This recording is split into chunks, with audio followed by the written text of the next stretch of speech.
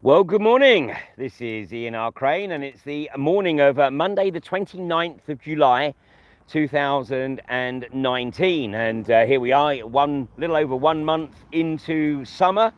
And if anybody blinked, British summer actually occurred last Thursday.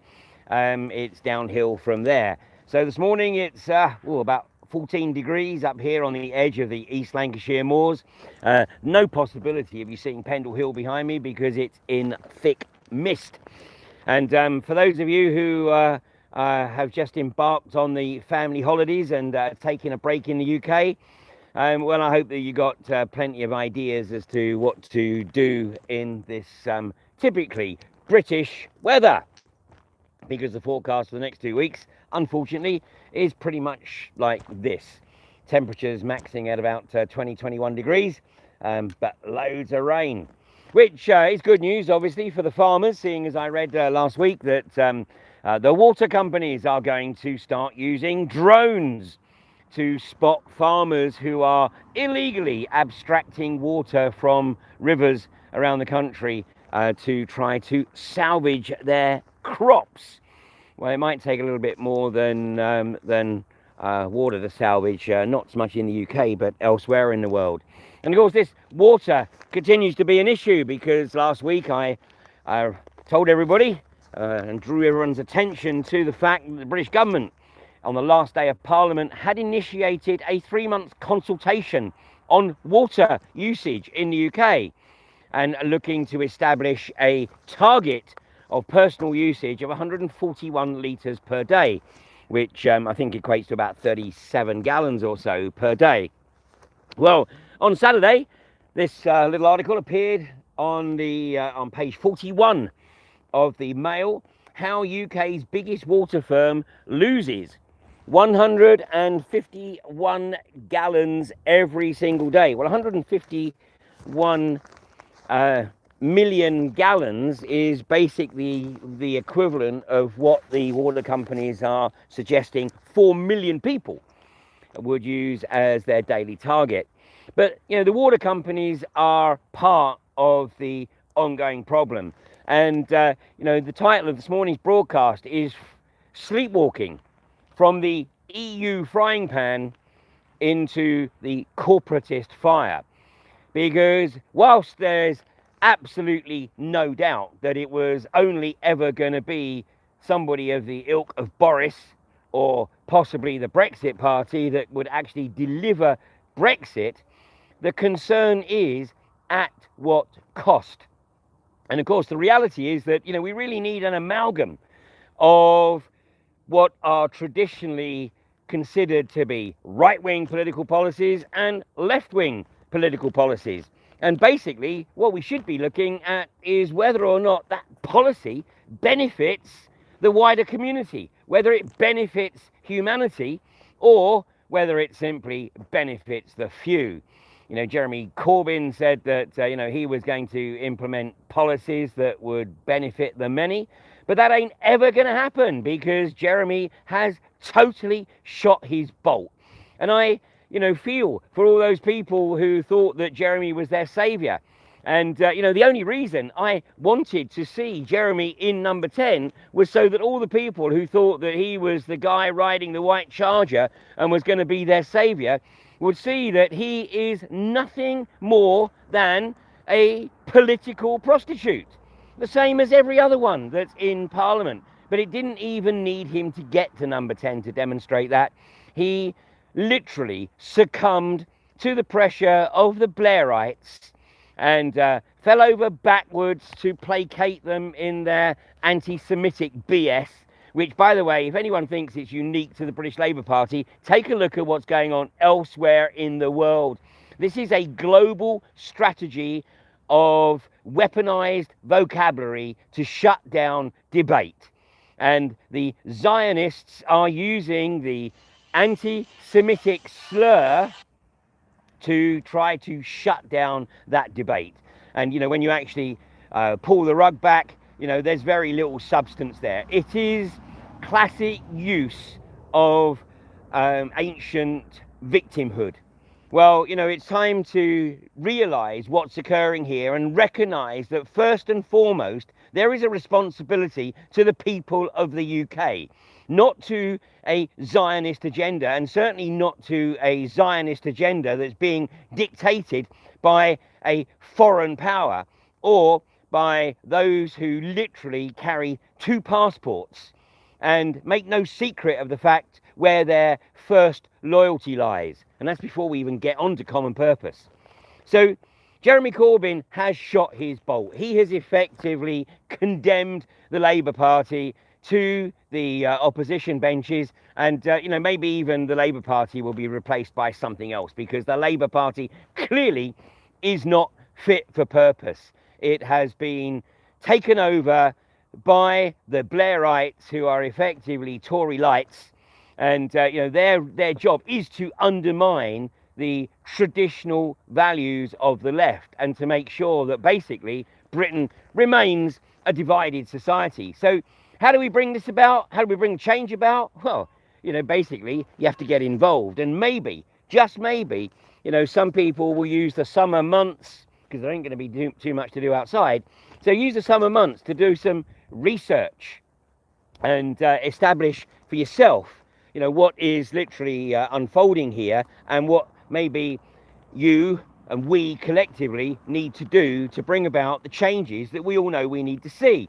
Because, for example, the water companies, just to sort of put things in perspective, a report was published by the University of Greenwich a couple of years ago, and in that report they made the observation that over the previous decade, 6 of the water companies that are foreign owned had produced and reported post-tax profits of £18.8 billion. £18.8 billion. So that's post-tax, that's after tax. And so have they reinvested? No. Out of that £18.8 billion, 18.1 billion was paid in dividends, with most of those dividends going offshore. So one of the first things that really needs to occur is that fundamental infrastructure needs to be pulled back under national control, and to stop this leaching of the profits and this lack of investment, leading ultimately, of course, to the fundamental collapse. The same with the railways. What's going on here? Yes, there's investment, but only because basically the government underwrites these companies. So, they fleece whatever profits they want, and then they go cap in hand to the government looking for subsidies. So, obviously I don't think too many people would argue that in many cases, in many ways, the railway service has improved with privatisation, particularly in terms of choice of routes. But, look at what's occurring. Basically, the railways cannot now provide sufficient seats for the demand. And that's despite the fact that, the pricing is totally outrageous. So railways, transport, roadways, all this should be under national control. And then we have, of course, the companies that are fleecing local authorities. Companies like Amy, claiming that they can take care of the trees, of course on behalf of the telecom companies ready for rolling out 5G. But the Tory philosophy is more privatisation, and in fact it is the privatisation of nature. And this was actually brought home to me when I stumbled across the minutes of a meeting which was chaired by David Montague-Smith, who was the chairman of Rathlin Energy, the company that still wants to frack in East Yorkshire.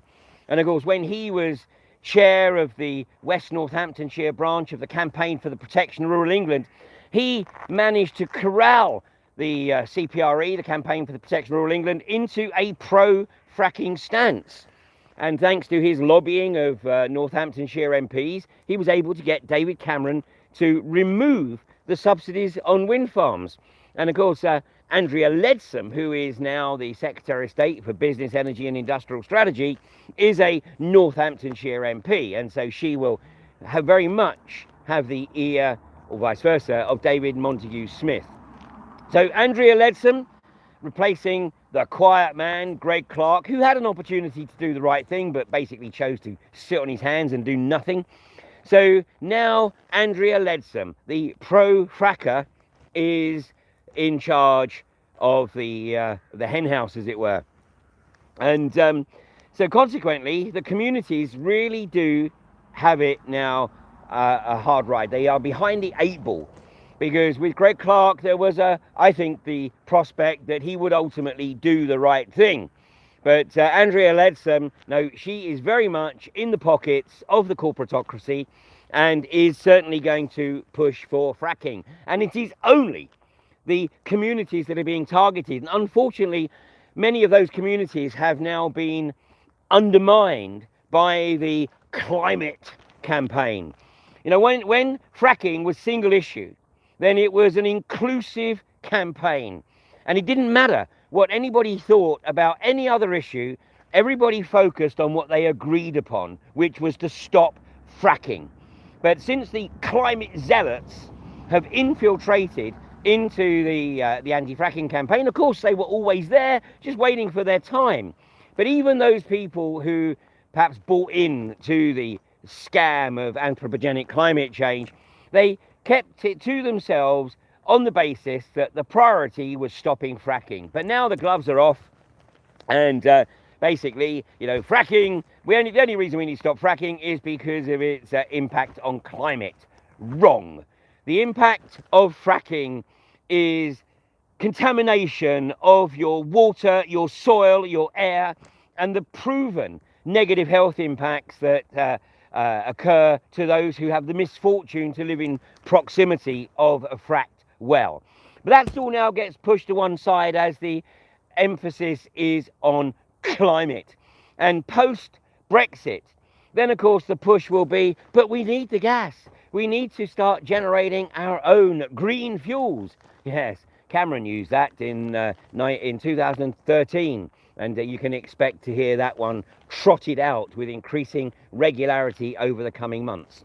So the focus, if you want to stop fracking, has to be within the community groups and cut out the cancer of anthropogenic climate change, because that is the construct. It's extremely well documented, and yet, of course, because there is an agenda to push this perception that humanity is responsible for the extreme climate, then basically we have to get humanity to take full responsibility for it and tax them to the hilt.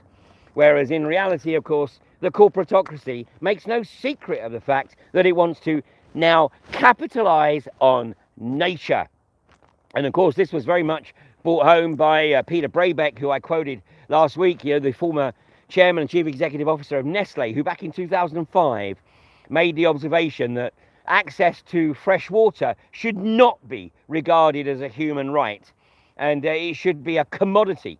And of course, since then, Nestle have literally been buying up the water right across the planet, particularly in remote Canadian lakes, so that you know, they can commodify this product of the planet that should, of course, be a human right, and should, as it was once upon a time, be freely available. And of course, it should be very much the responsibility of government to provide that, or communities to provide that, not the corporations.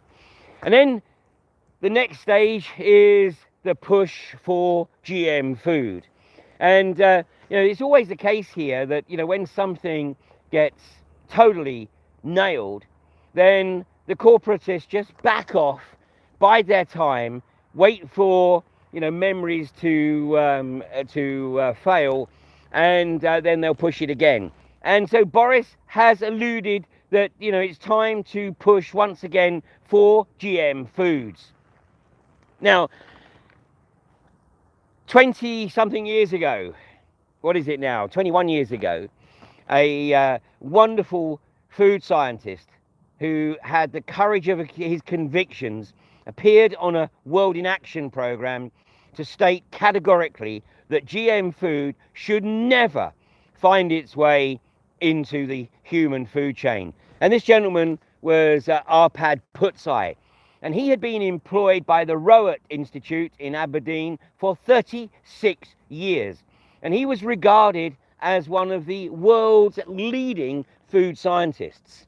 And a few years earlier, in the early 90s, he had suggested that, perhaps, yes, GM foods could be what humanity needs to solve the world's food crisis. But after doing the research for himself and establishing beyond any doubt that the GM food products caused horrendous cancers in rats, and rats are used in these tests because their metabolism is very similar to that of a human, but much faster, so the results manifest much quicker. And from that, he determined that there was no way GM food should be in the food chain. So after he appeared on the World in Action program, which was obviously brought to the attention of Monsanto, Monsanto contacted Bill Clinton. Bill Clinton contacted Tony Blair. Tony Blair contacted the Rowett Institute, and the day after, Arpad Putszai was fired, along with his wife, Susan Bardosz, who had also been working at the Rowett Institute for quite some time. Well, then in 2010 at AV4, I invited Arpad Putszai to deliver a presentation to share his experiences of his persecution by the Rowett Institute and by Big Pharma with an F. And unfortunately, he suffered a stroke just before the event. But his wife, Susan Bardosz, came over to AV4. She flew from Budapest. She flew into Heathrow and then delivered 2 presentations, Arpad's and her own, before flying back to Budapest. And both those presentations are available on the Alternative View YouTube channel, and I will link to them under this morning's video.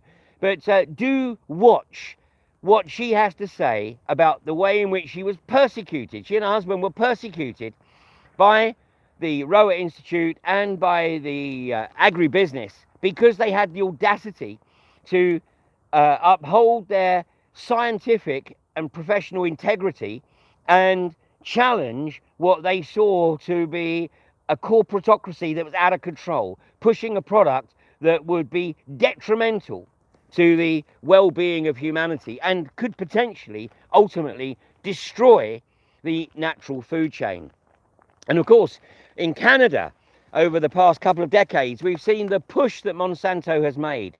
We've seen the attempts by Monsanto to sue farmers, organic farmers, who have accidentally had their crops contaminated due to the winds bringing the GM seeds onto their farmland. And of course, Monsanto was deliberately buying up farmland in the west of Canada so that the trade winds will push the errant seeds onto other farmlands, and in particular organic farmland, and then they sued or attempted to sue those farmers. And fortunately, of course, there have been cases where the farmers have resisted, but there have also been many cases where the farmers have capitulated and effectively ended up handing over their lands to the likes of Monsanto. And this is the corporatist hell that potentially awaits the UK once the country is out of the EU.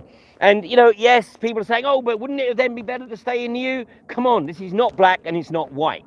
We need the sovereignty. We need the right to self-determination. And that right to self-determination means doing the right thing in terms of the people of this country. And of course, the corporations have a role to play. Of course, we need corporate responsibility. But unfortunately, the only responsibility that corporations seem to think they have right now is the generation of profit and the payment of outrageous compensation packages to the senior executives and dividends to their shareholders, and screw everyone else.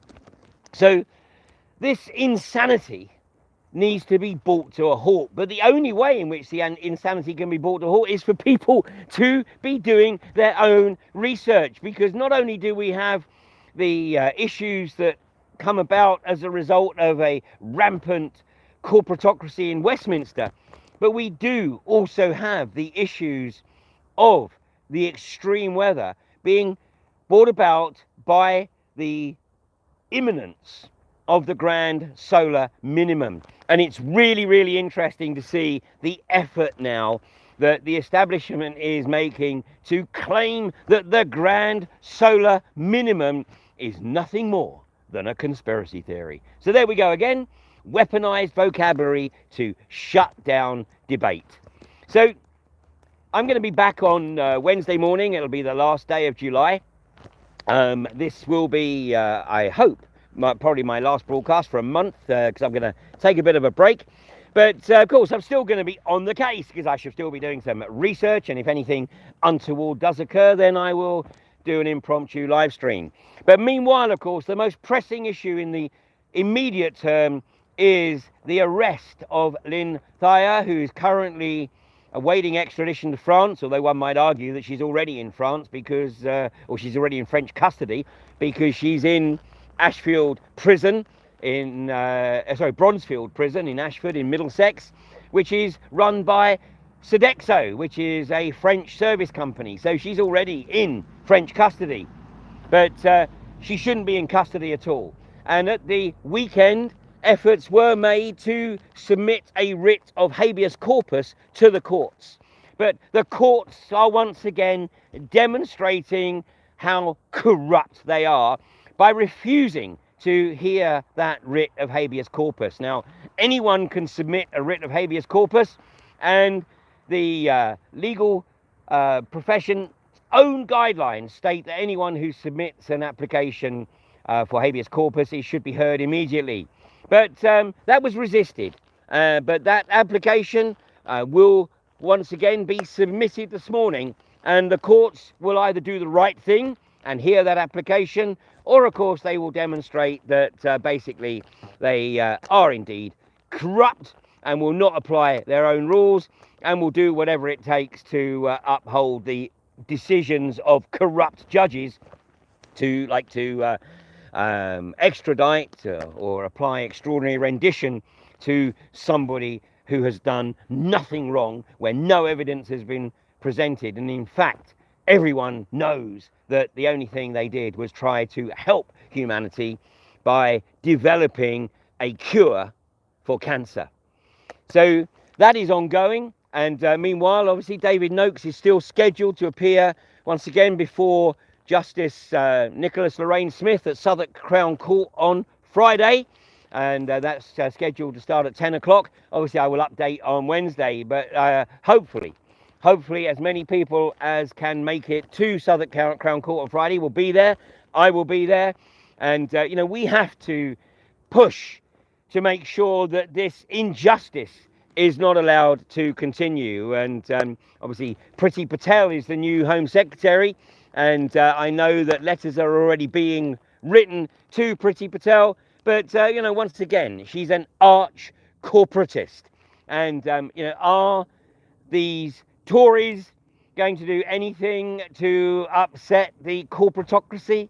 Well, they will, but only if there is sufficient groundswell right across the community, right across all sections of the community, right across the social, the political, the philosophical, the religious spectrum.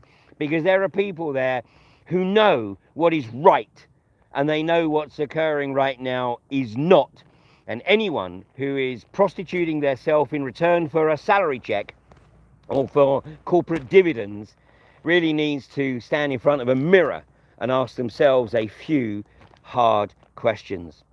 Well, that's it from me today. It is brightening up a little bit. The sun is looking to break through, and it's even stopped raining for a second. So you have a great day, and I will be back with you on Wednesday morning. And if there are any updates on the process of habeas corpus, then I will post on social media.